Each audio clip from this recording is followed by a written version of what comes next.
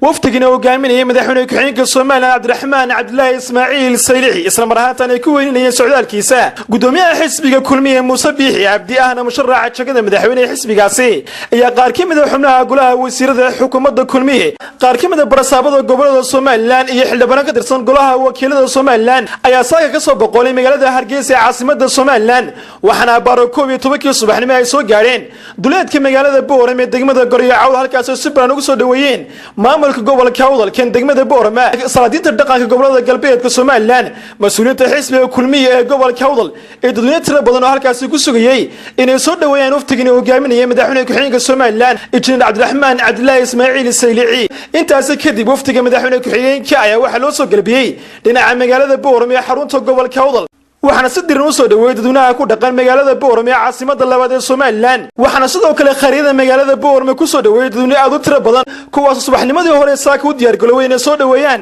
waftigina horkacay madaxweyne ku-xigeenka Soomaaliland Cabdiraxmaan Cabdullaahi Ismaaciil Saylici isla marhaatan ay kamid ahaayeen gudoomiyaha xisbiga kulmiye Muuse Biixi Cabdi hadallo kooban oo goobtaas laga soo jeediyay ayaa ugu horreyn waxa halkaas ka hadlay gudoomiyaha xisbiga kulmiye ee gobolka Awdal Axmed Ismaaciil duqa degmada Boorame Maxamed Xuseen Meerane barasaab gobolka Awdal Mustafa Cabdi Ciise Mustafa Shiine waxaana ay dhamaantood ka dhawaajiyeen xisbiga maanta mucaaradka ee gobolka Awdal dusha ka qabay maanta waxaa la muujiyay in aan halka waxba weyn dadka reer soo taama muujin waxa taakeenin oo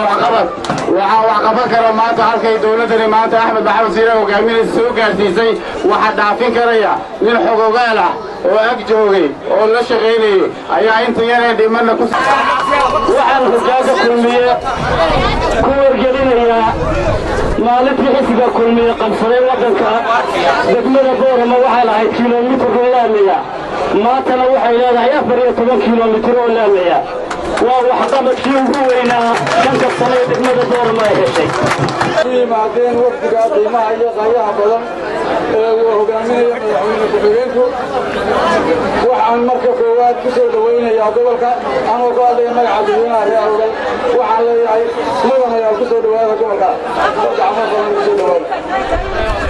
aad iyo aad bay ballan cad inooga dhaxaysay maanta waqtigan maanta halkan ay iskugu dhimaadno haddii alla yidhaahdo hawlaheennana waynu sii daadahayn doonaa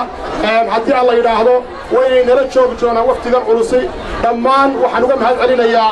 hawlahan cid kasta oo ka qayb qaadatay wasiirka wasaaradda warfinta iyo wacyigelinta Soomaaliland Cismaan Saxardiid Cadaani oo isagoo halkaas hadal kooban ka soo jeediyay ayaa waxa uu yiri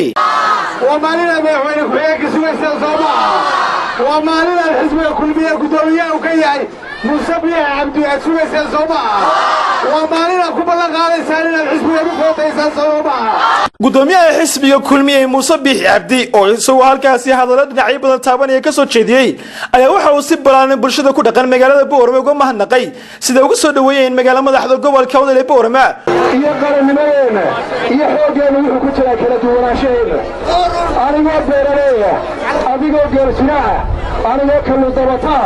anigoo ari raaca anigoo aqooyahana anigoo kabataba anigoo tumaa anigoo wacdisa kala duwanaanshahaasi markaynu magaalada kulmiye noqono ayay xoogeena iyo qarannimadeena soo baxaysaa ugu dambeyntii waxaa hadalka soo xidhay isla marhaantana balaqaadyo kala duwan halkaasi ka soo jeediyey madaxweyne ku-xigeenka Soomaaliland Injineer Cabdiraxmaan Cabdullaahi Ismaaciil Saylici 3 kiiloomitir iyo Boorame kadeeday kii waa kii la fuliyay waxaa laba ka ahaa ergaabo ama saraag oo gobol noo go'an ahaa duruusi noo goysay oo wadaxuna noo goysay iyo qorshaha labaad qorshaha saddexaadna waxaa wadada Boorame iyo Lawacdo dowladda cusub insha Allah iyo kamaanta dowladda samaysa si talagal maanta waxa Boorame ka dhigay caasimadda ama maanta shiliyay 6 sanadood waxa way caqabadii hortaagan 6 kiiloomitir ee Boorame garay isku soo dhaweyntii saaka magaalada Boorame lagu sameeyay waftigina hogaaminaya madaxweyne ku-xigeenka Soomaaliland Cabdiraxmaan Cabdullaahi Ismaaciil Saylici isla marhaatan ay ku weynayeen gudoomiyaha xisbiga kulmiye Muuse Biixi Cabdi ayaa waxay noqonaysaa soo dhaweyntii ugu balaadnaa ee abid uu kala kulmay xisbiga kulmiye intii uu hayay xilka Soomaaliland magaalada Boorame ee xarunta gobolka Awdal waxaana xusid mudan in waftiga madaxweyne ku-xigeenku ay maalmaha soo socda joogi doonaan magaalada Boorame waa Mustafa Caraale Boorame